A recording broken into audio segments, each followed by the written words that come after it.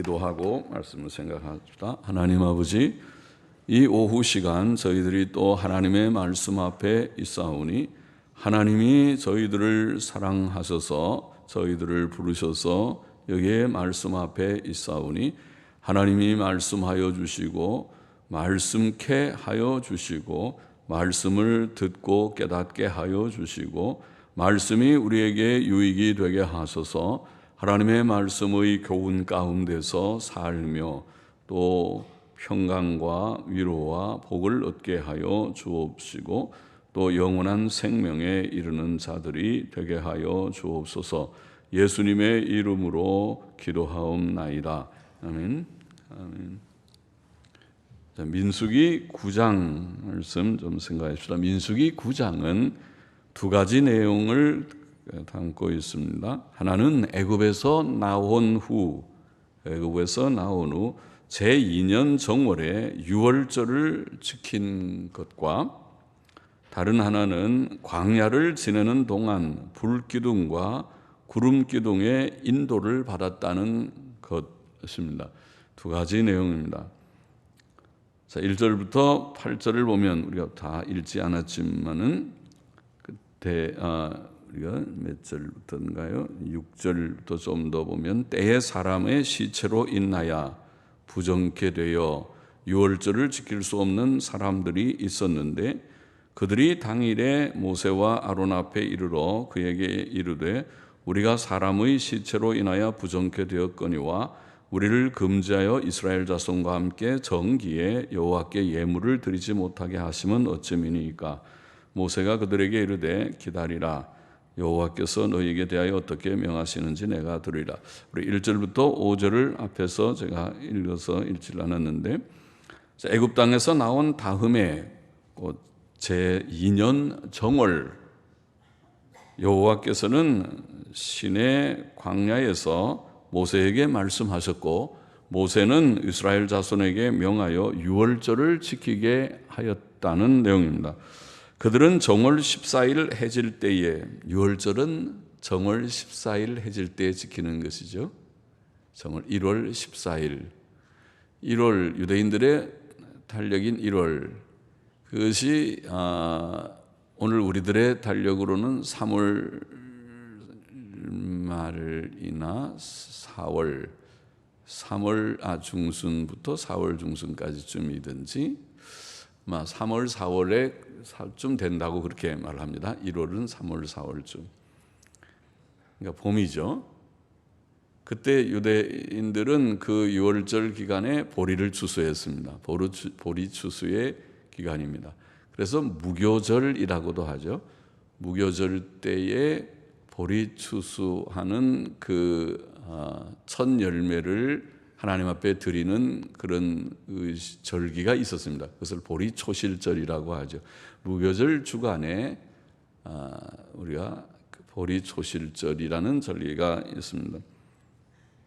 정월 14일 해질 때에 유월절을 지켜야 했고 지키라고 명령하셔서 이제 그들이 시내 광야에서 유월절을 지켰다는 내용입니다. 이스라엘 자손이 여호와께서 모세에게 명하신 것을 다 쫓아 행하였다. 그렇게 5절 끝에 나와 있고, 그런데 6절부터 방금 읽은 바와 같이 그때의 사람의 시체로 인하여 부정케 되어서 유월절을 지킬 수 없는 사람들이 있었습니다. 그들은 유월절을 지키기를 원하였고 모세는 그 문제에 대해 제 몸이 부정해서 유월절을 지키지 못한 사람들이 유월절 지키기를 원하는데 유월절은 벌써 지나가 버리니까 어떻게 할까요? 하고 하나님께 여쭈었습니다. 하나님께 묻게 되었습니다. 거기에 대해서 9절에 보면 여호와께서 모세에게 일러 가라사대 이스라엘 자손에게 고하여 이르라. 너희나 너희 후손 중에 시체로 인하여 부정케 되든지, 시체로 인하여 부정케 되면 설교에 참석할 수 없었고 되든지 먼 여행 중에 있든지, 또 여행 중에 있으니까 유월절을 지키려면 예루살렘으로 와야 되는데 갑자기 멀리 있어서 올 수가 없다든지 그런 경우가 혹 있겠죠. 그래서 있든지 할지라도 다 여호와 앞에 마땅히 유월절을 지키되 유월절은 다 지켜야 된다. 한 사람도 유월절 지키는 데는 예외가 없어야 된다. 그렇게 말씀합니다. 다 유월절을 지켜야 되는데 시체로 인하여 몸이 부정케 돼서 못 지키는 사람 생겼고 먼 여행으로 인해서 예루살렘에 오지 못한 사람이 생겼다면은 그들은 1월 14일 날 유월절을 못 지켰으니까 그들은 어떻게 하는가? 2월 14일, 그죠? 성경에 2월 14일 해질 때에, 그죠? 9월 9절, 10절, 11절에 나와있죠. 2월 14일 해질 때에 그것을 지켜서 어린 양의 무교병과 쓴 나물을 아울러 먹을 것이요. 유월절을 지킬 때에 뭐 합니까? 유월절 지킬 때에 어린 양을 유월절 제물로 드립니다. 그것은 일종의 화목 제물이라고 보입니다. 그래서 유월절 양을 준비했다가 그것을 유월절 1월 14일 저녁이 되면 양을 잡아서 그 피를 집에 들어가는 집에 문 설주와 인방에 바르라 그랬습니다. 문 설주는 기둥을 설주라고 그러죠. 양쪽에 문이 이렇게 생겼으면 양쪽에 문 설주와 인방은 위에 아래를 인방이라고 그럽니다. 그래서 상인방, 위에는 상인방, 아래는 하인방 그럽니다. 그래서 문 설주와 상인방, 하인방, 문 인방에 바르라. 다 사면에 다 바른다는 뜻이라고 보입니다. 그래서 그러면은 이제 바르고 그 고기는 이제 구워서 먹되 여기 있는 대로 무교병과 쓴 나물을 아울러 먹습니다. 무교병은 뭔가요? 무교병은 누룩을 넣지 않은 빵이죠. 누룩을 보통은 넣어서 밀가루 반죽을 해서 누룩을 넣어서 좀 놔두면은 부풀러 오르잖아요. 빵 할 때 요새는 우리가 빵을 집에서 안 만들어 먹죠. 옛날에 어렵고 가난한 시절에는 빵을 많이 만들어 먹었었는데 밀가루 반죽에서 이스트를 좀 넣고 따뜻한 데다 이렇게 좀 놔두면 이게 좀 부풀어 오르면은 그거를 이제 찌면은 속에가 좀 부드러운 빵이 되는 것이죠. 그게 제일 간단하게 만드는 방법이죠.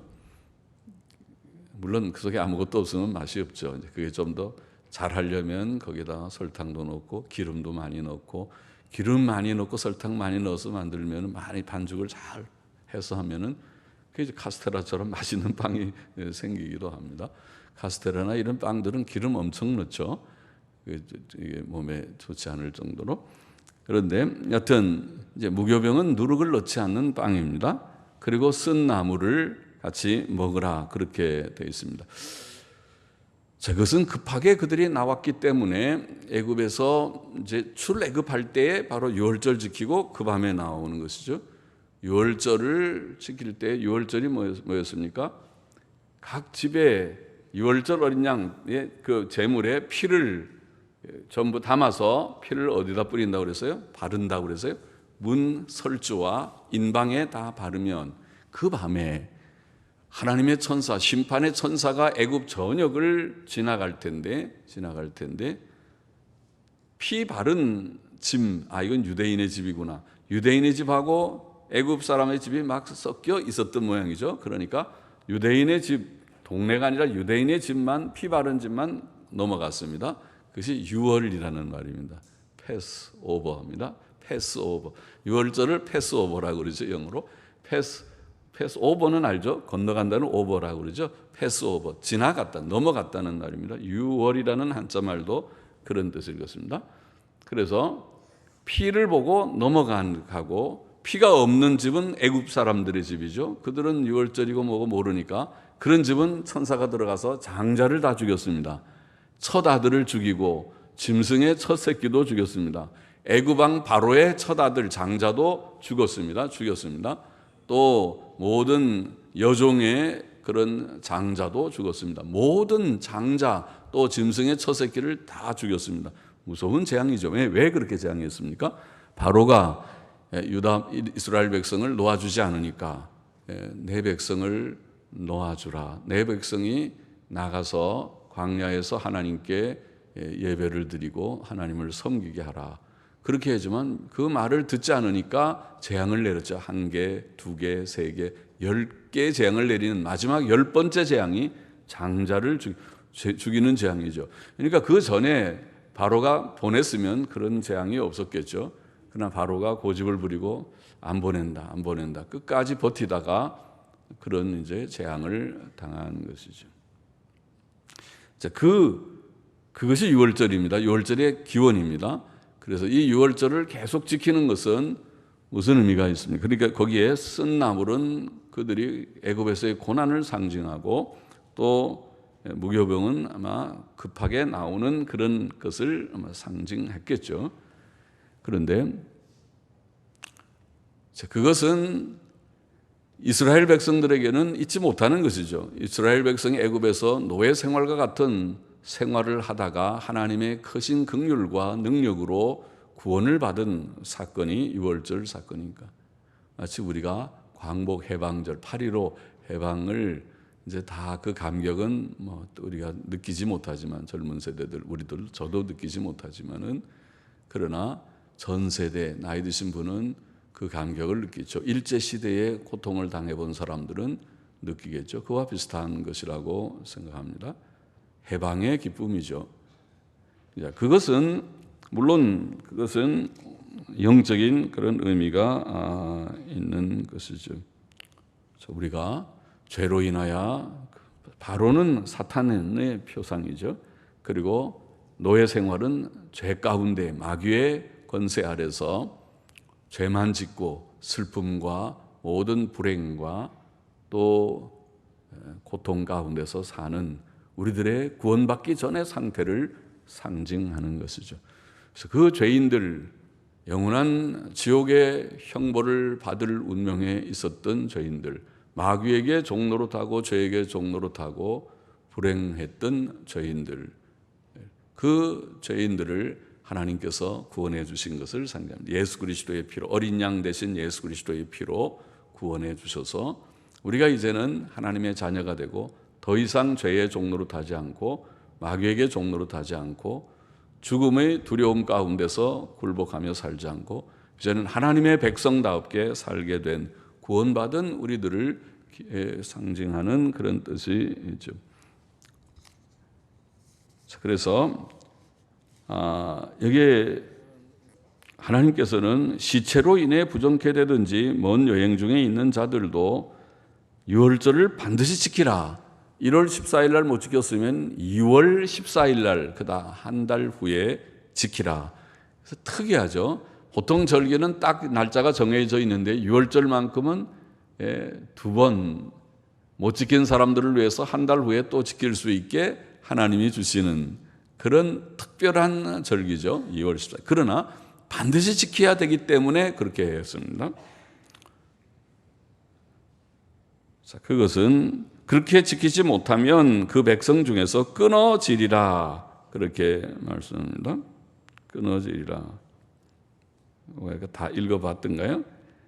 먹을 것이요 아침까지 그것을 조금 더 남겨두지 말며 계속 읽어보십시다. 그 뼈를 하나도 꺾지 말아서 유월절 모든 율례대로 지킬 것이니라. 그러나 사람이 정결도 하고 여행 중에도 있지 아니하면서 유월절을 지키지 아니하는 자는 그 백성 중에서 끊쳐지리니, 끊쳐진다 혹은 끊어진다는 말은 사형이나 출교를 의미하는 말이라고 이해됩니다.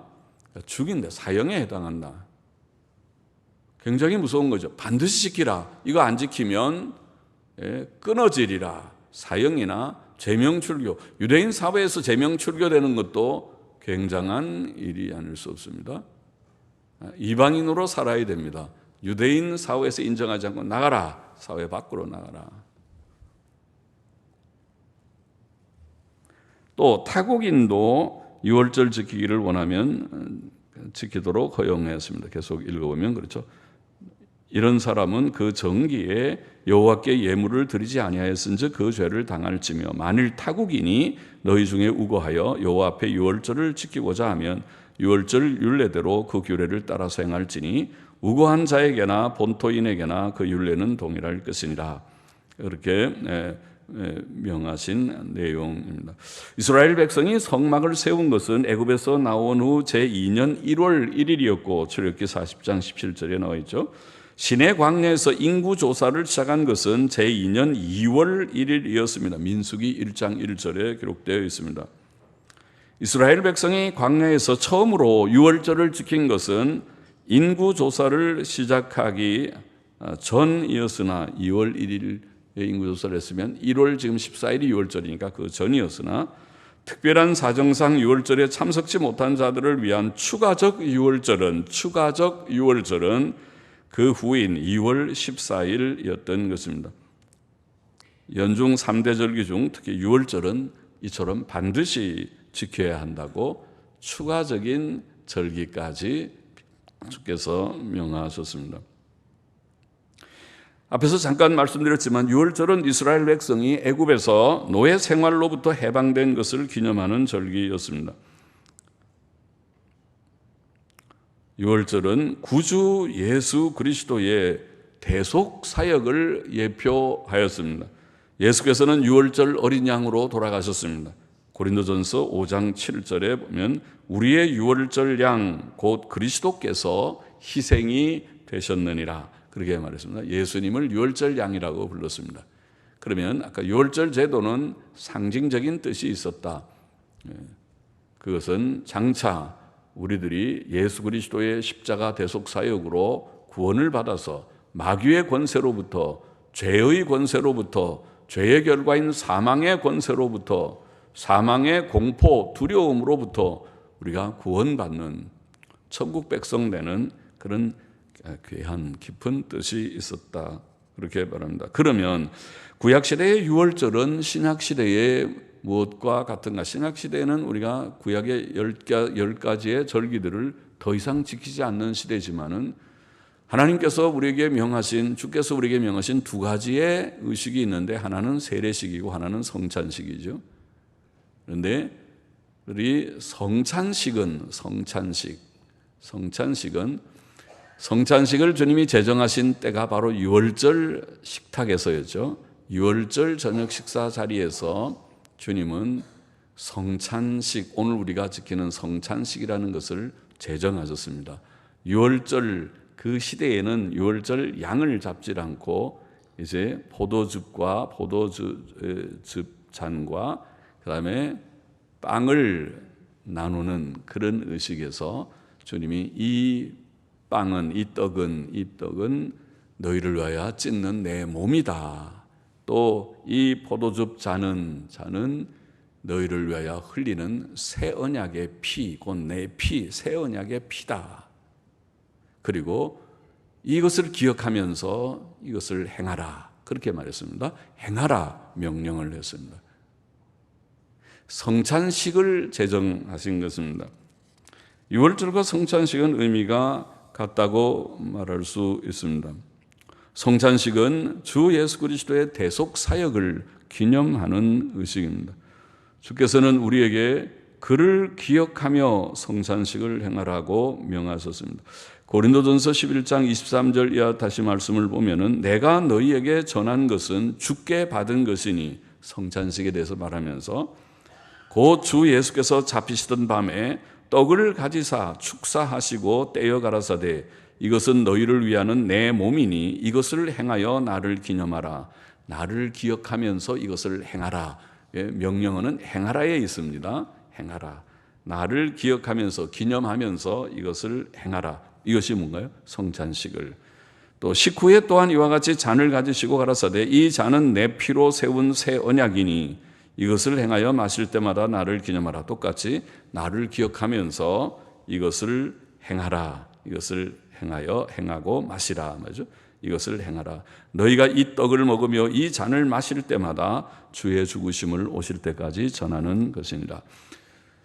그러면은 구약의 유월절의 의미가 바로 신약에서는 성찬식, 주님이 제정하신 그때 유월절 식탁에서 자리에서 제정하신 성찬식의 의미로구나 알게 되고, 유월절의 깊은 뜻이 바로 예수님의 대속사역이구나, 그리고 대속사역이 성찬식이라는 의식으로 주께서 제정하신 것이로구나.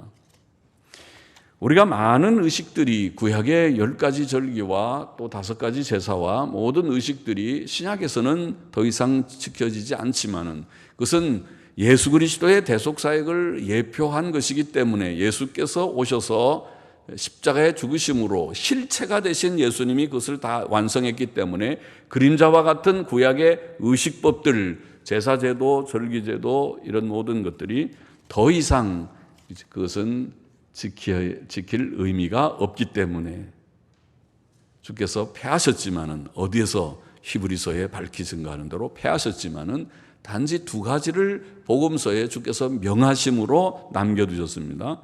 그러면 이게 중요한 것은 우리가 오늘날 성찬식을 얼마나 의미 있게 중요하게 여겨야 되는가, 그것이 중요합니다.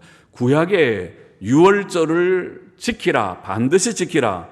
지키지 못하는 사람들, 몸이 더러워졌거나 혹은 여행 중에서 지키지 못하는 사람들을 위해서 한 달 후에 2월 14일 날이라도 지키라 그랬어요.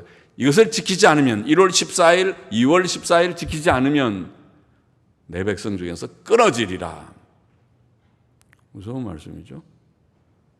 우리가 성찬식을 중요하게 여기지 않고 성찬식의 의미, 성찬식이 갖고 있는 복음의 의미, 복음적 의미, 성찬식은 바로 예수님의 대속사역을 상징한 것이고, 그것은 모든 그리스도인들이 가져야 될 기본 신앙입니다. 속죄 신앙은 예수님의 대속을 믿음으로 우리가 구원받는다고 하는 예수님의 대속의 죽음이 없으면 나는 여전히 죄인이고 멸망할 자요 지옥 갈 자라고 하는 것을 깨닫고, 나의 의는 이것뿐 예수님밖에 없고 예수님의 십자가 대속은 나의 생명입니다고 고백하는 이 기본적인 속죄의 신앙 고백이 없으면 신자가 아니다 말이죠.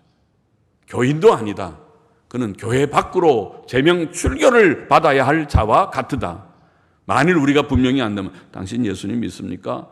믿습니다 하니까 그냥 버려두지만은, 정말 믿는다면 왜 성찬식에 참여 안 합니까? 다시 되물어야 할. 정말 믿는다면, 속죄의 신앙이 있다면, 기본 신앙이 있다면 성찬식의 가치, 의미, 그 중요함을 왜 모르는 것입니까? 당신이 모른다면 아마 속죄 신앙이 없는 자고, 그렇다면 기본 신앙이 없고 당신은 구원받지 못한 자일 것입니다 라고 되물어 볼 수 있는 매우 중요한 의미심장한 문제다. 무엇이? 단순히 의식 자체가 중요하다는 것이 아니라 의식이 담고 있는 그 의미가, 우리의 웨스민스터 신앙 고백의 표현대로 그것은 성례는 성례 자체의 의식의 중요성이 있는 것이 아니라 성례가 갖고 있는 그 상징하고 있는 바, 그것이 중요하기 때문에, 성례적인 일치, 상징적인 일치가 있기 때문에 이 빵과 이 포도즙, 빵과 포도즙은 마트에서 파는 것을 우리가 사용하지만은 그 똑같은 빵과 포도즙이지만은 그 자체가 중요한 것이 아니라 그것이 상징하고 있는 것이 예수님의 살과 예수님의 피이기 때문에, 예수님의 살과 예수님의 피는 중요하잖아요. 그 성례적 일치, 상징적인 일치 때문에 중요하다. 그렇게 신앙고백서는 표현했는데 그렇습니다. 그 의식 자체가 아니라 의식이 담고 있는 예수님의 대속사역에 대한 그 사건, 그것을 우리가 기억하고 감사하고 내가 믿고, 주님, 나의 의가 되시는 주님, 주님밖에 없습니다. 나를 위하여 거룩한 몸을 찢으시고 거룩한 피를 흘리셨습니다. 저는 주님을 위해서 고난을 받은 것이 별로 없는데요. 주님을 위하여, 그저 저는 20몇 년 목회한다고 하다 멱살 한번 잡혀본 것밖에 없지만은, 그러나 주님은 뺨을 맞으시고 침을 뱉으시고 가시면류관을 쓰시고 십자가에 밖에 달리셔서 양손과 양발에 대못을 박히셨나이다. 피를 흘리셨나이다. 저는 주님을 위해서 작은 바늘 하나 찔려서 통증을 느껴본 적이 없는 저이지만은요, 주님을 믿고 감사하게 대속신앙, 속죄신앙을 가지고 주님, 나의 의가 되시는 주님 사랑합니다. 주님밖에 없습니다. 주님 없으면 나는 아무것도 없습니다. 주님 계시기 때문에 오늘 제가 여기에 있습니다. 고백할 수 있는 그 믿음이 있느냐? 있다면 주님이 명하신 그 의식을 빠지지 않고 어디 있더라도 부산 있더라도 달려올 것이고, 미국에 간다 하더라도 그 성찬식은 빼면 안 돼. 그 성례식이 있는 주간은 난 안 가. 세상 없어도 안 가. 그렇게 해야 할 법하지. 사실은 모든 예배 시간이 그렇지만은 주의를 귀히 여겨서 예배 빠지는 것을 쉽게 생각하고 별일 아닌데도, 지금 여기 그렇잖아요. 아주 부득이한 일이 아닌데도, 몸이 더러워지고 먼 여행 중에 있는 것도 아닌데도, 가까운 데 있는데 쫓아오면 오는데도 유월절 안 지켰다? 안 지켰어? 알았어요. 제명 출교입니다. 아니면 사형입니다. 무서운 것이잖아요. 그런 의미가 있다는 것이죠. 15절 봅시다. 성막을 세운 날에 구름이 성막꽃 증거막을 덮었고, 저녁이 되면 성막 위에 불 모양 같은 것이 나타나서, 저녁에는 불이 나타나서, 구름이 낮에는 구름이 있었는데 저녁에는 거기에 불이 보이고, 아침까지 이르렀으되, 밤새도록 불이 있으니까, 빛이 밤새도록 있으니까 우리가 가로등 같습니다. 가로등은 조그만 등이 그저 골목을 이렇게 밝히지만, 이스라엘 60만의 장정, 아이와 여인들을 다 합치면 200만, 300만이 될 거대한, 우리가 상상해 보면 그들이 다 텐트를 친 200만, 300만 명이 광야에 텐트를 친 것은 장관일 것인데, 그런 것을 밝힐 정도의 불기둥이면 굉장히 불기둥이 크겠죠. 큰 불이 밝히 밤을 비춰주니까 하나님이 공짜로 그들에게 굉장한 가로등 같은, 밤에 달과 같은 빛을 비추어준 셈이죠. 그래서 그 빛이 비추었고, 아침까지 그랬고, 항상 그러하여, 하루 이틀이 아니라 항상 며칠 동안 40년 동안 항상 그래요. 낮에는 구름이 그것을 덮었고, 그것도 감사하죠. 낮에는 그 무슨 나무 그늘에 있을 수도 없잖아요. 그들이 햇볕에 사막과 같은 광야를 통과하는 그런 일에, 너무 사막은 아니지만 하여튼 통과할 때에, 들판을 통과할 때에 그 빛이, 구름이 기둥이 되면 그것이 그늘을 만들어주겠죠. 그러니까 시원하게 더위를 좀 면하게 되겠죠. 장관일 것입니다. 상상을 해도. 미술가들은 그림을 그릴 수도 있을 것 같습니다. 그 광경을 상상할 수 있어요. 낮에는 구름이 그것을 덮었고, 밤이면 불 모양이 있었는데, 구름이 성막에서 떠오르는 때에는 이스라엘 자손이 곧 진행하였고, 그런데 그 구름이, 성막에 있는 구름이 떠올랐다 그랬어요. 떠오르면 이제는 짐을 싸서 이동하라, 진행하라는 것이로구나, 신호로 보고 그들이 다 짐을 쌌습니다.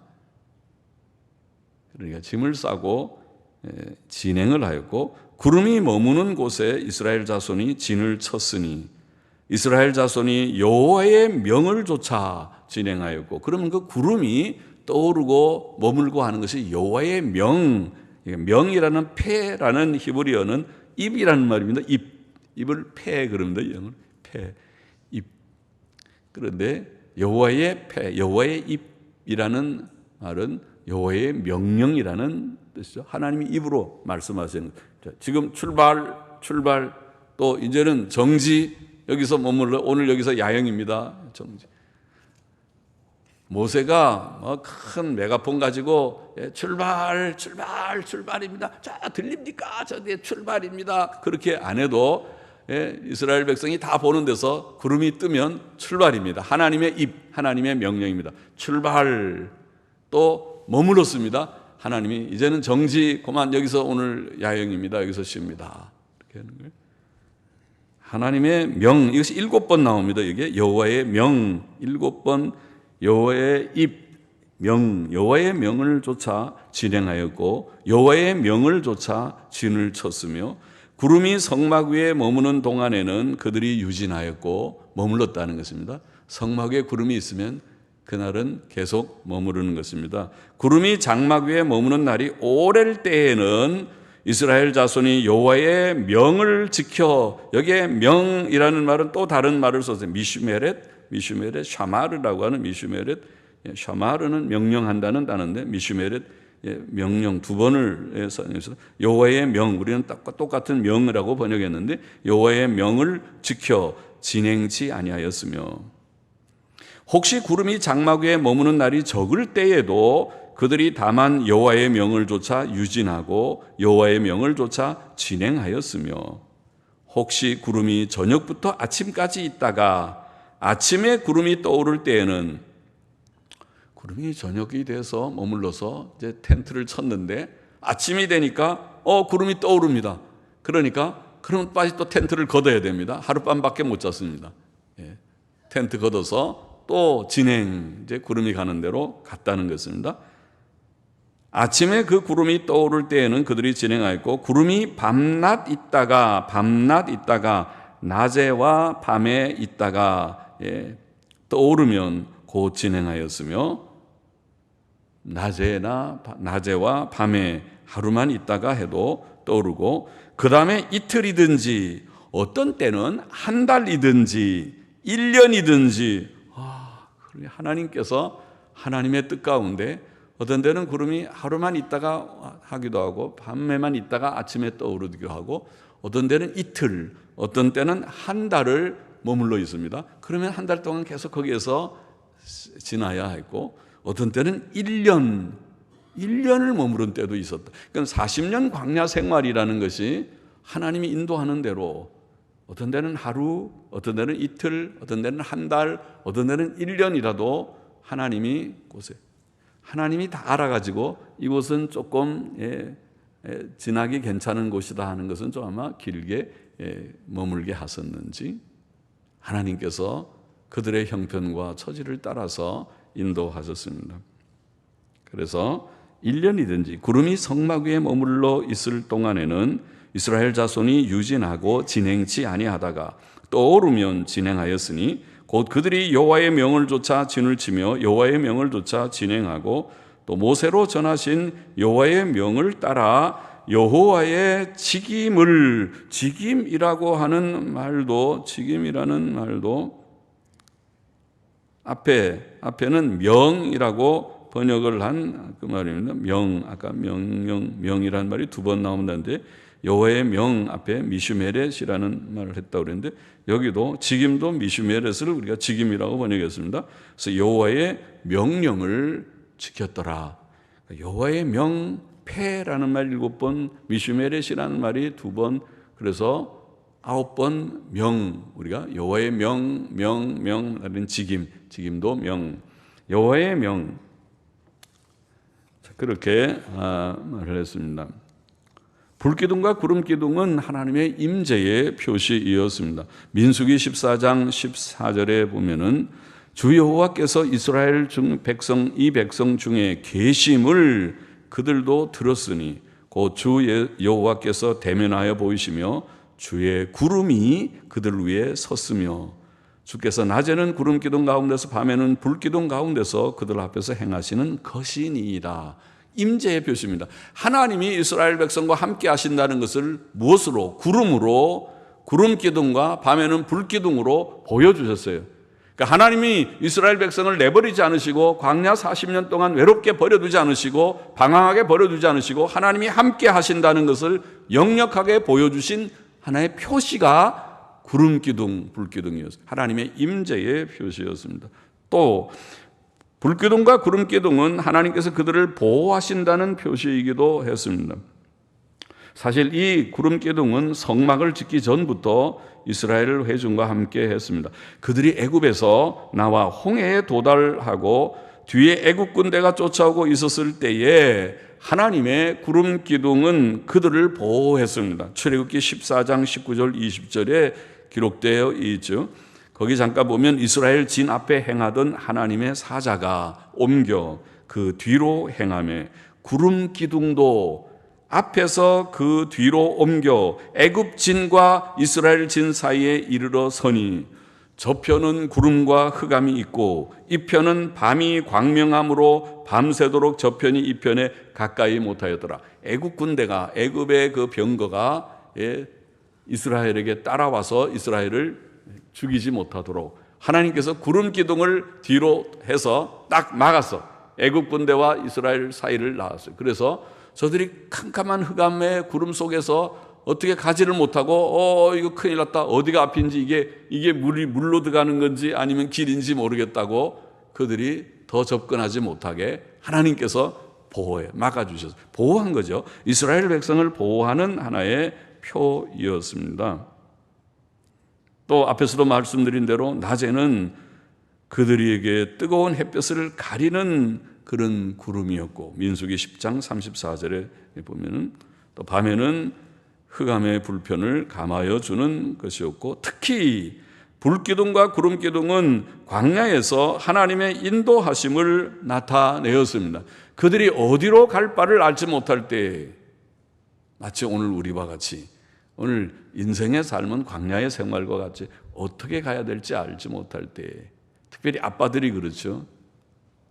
사업하는 현장에서 직장에서 혹시 직장을 얻을 때 혹은 얻어도 언제 혹 직장에서 해고될지 염려하는 아빠들 또 직장을 찾는 아빠들이 진짜 세상은 광야 같고 갈 바를 어떻게 가야 될지 사업하는 분들도 너무 그렇죠. 요즘처럼 폐업하는 데가 많고 문 닫는 가게들이 많고 문 닫는 가게들이 많다고 그러더라고요. 부동산 중개업자들이 문 닫는 데가 덜어 있고 많이 있고 그렇죠. 굉장히 부동산 경기를 죽이니까 그렇게 되겠죠.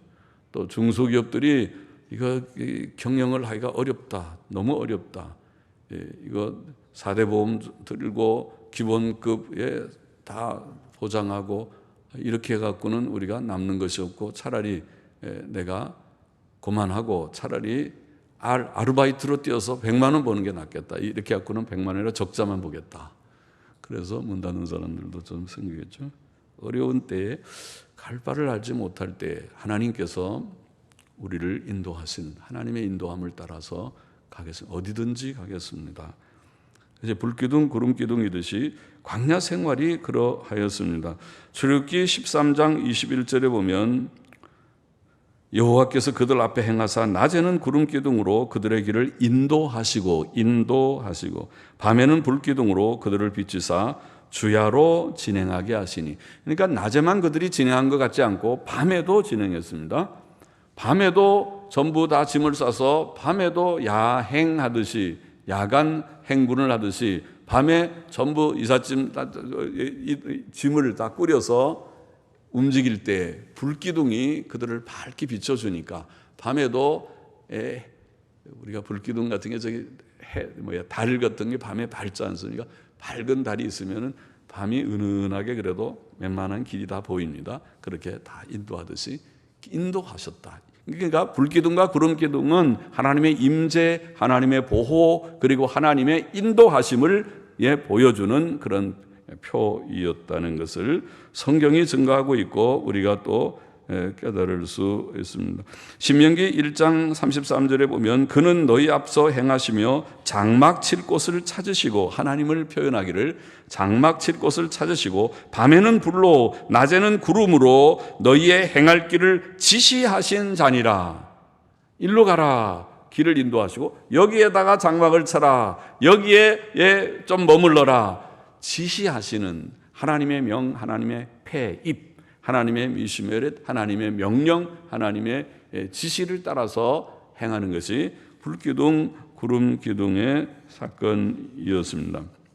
자, 민수기 9장의 교훈을 정리해 보십시다. 첫째로 두 가지 우리 내용이 나왔고 두 가지 교훈을 받았습니다. 첫째는 우리가 유월절을 구약의 제도 지금 말씀하기를 유월절을 반드시 지켜라. 유월절을 지키지 않으면 몸이 더러워진 것도 아니고 정결한데도 먼 여행 중에 있지 않는데도 유월절을 지키지 않는 자는 내 백성 중에서 끊어지리라. 그 말은 유월절이 무슨 날인데요? 그들이 애굽에서 노예 생활에서 해방된 날인데요. 그것을 잊어버리면, 하나님이 주신 구원을 잊어버리면, 구속의 사건을 잊어버린다면 그건 이스라엘도 아니다. 기본이 잘못되었다.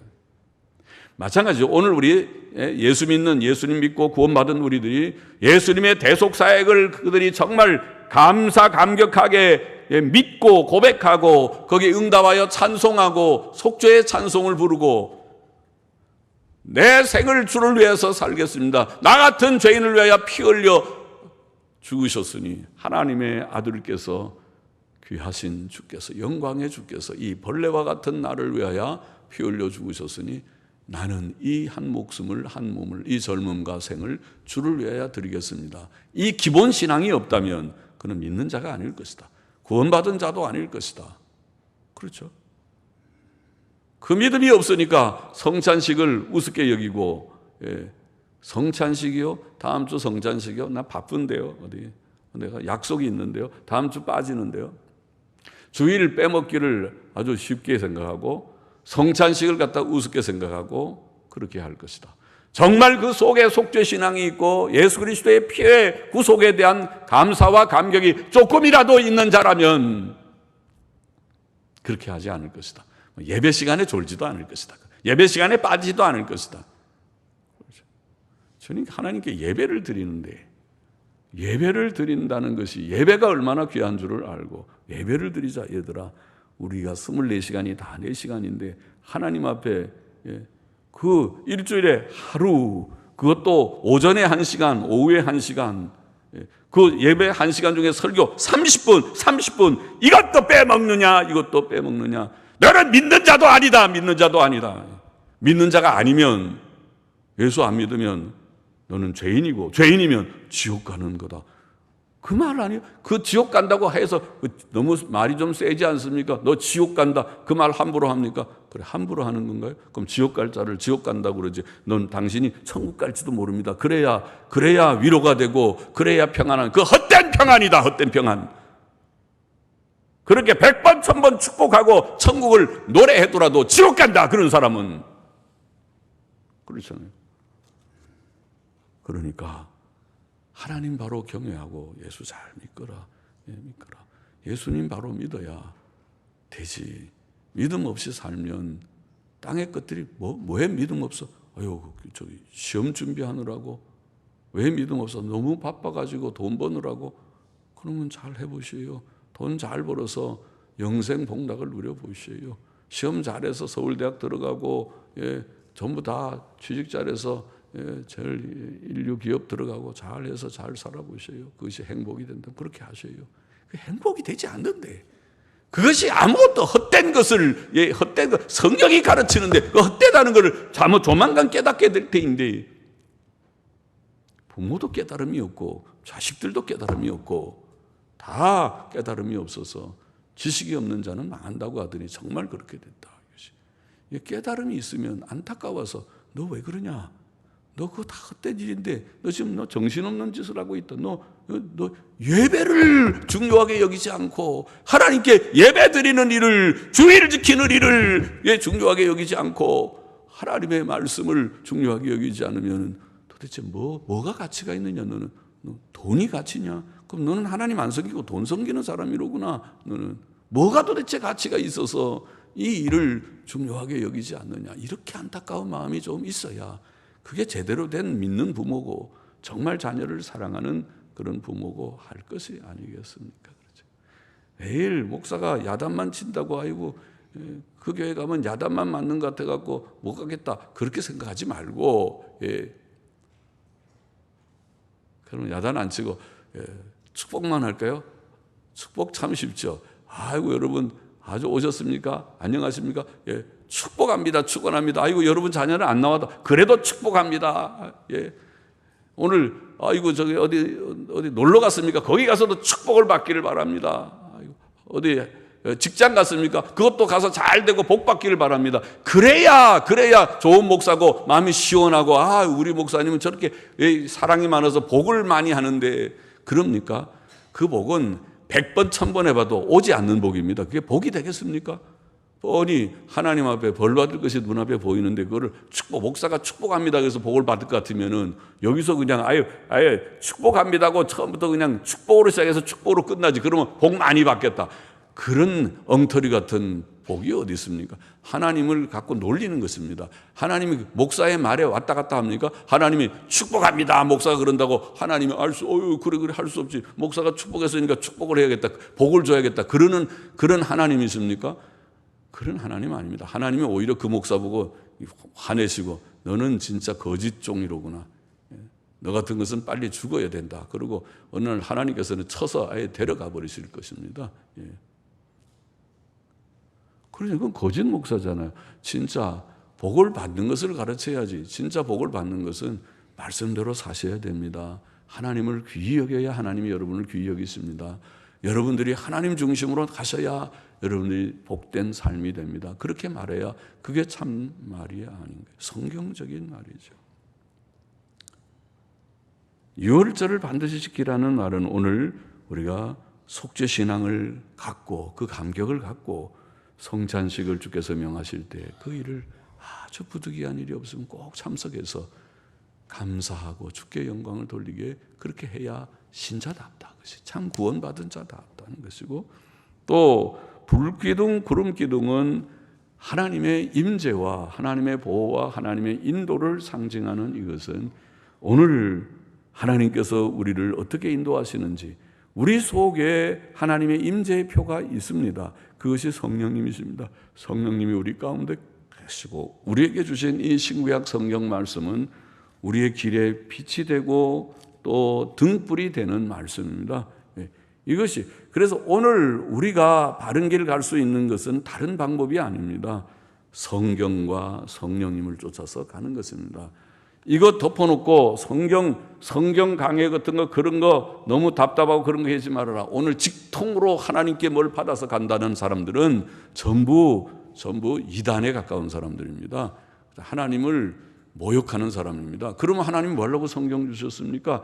주야로 묵상하는 자가 복되다는 말씀은 거짓말이죠. 이 말씀이 우리에게 등불이 된다는 말은 그는 전부 다 헛된 말이죠. 모든 성경은 하나님의 감동으로 된 것으로 우리에게 교훈과 책망과 의로 교육하게 유익하니 이는 하나님의 사람으로 온전케 한다는 말은 더 헛된 말이죠. 그거 필요 없다. 직통 계시를 해서 전부 하지. 이걸 읽고 앉았느냐 그렇게 할 것이 아닙니까?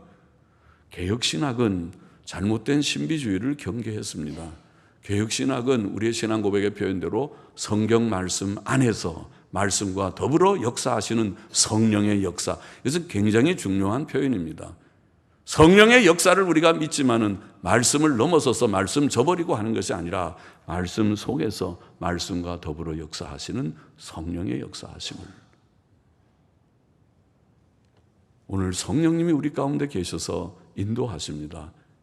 그것은 성령이 불기둥 구름기둥과 같이 인도하십니다. 그건 로마서 8장에 말씀한 대로입니다. 성령의 인도함을 받는 자들이 곧 하나님의 아들이라 옳습니다. 그런데 성령의 인도하심은 항상 말씀과 더불어 같이 갑니다. 이것은 성령께서 주신 책이기 때문에 그렇습니다.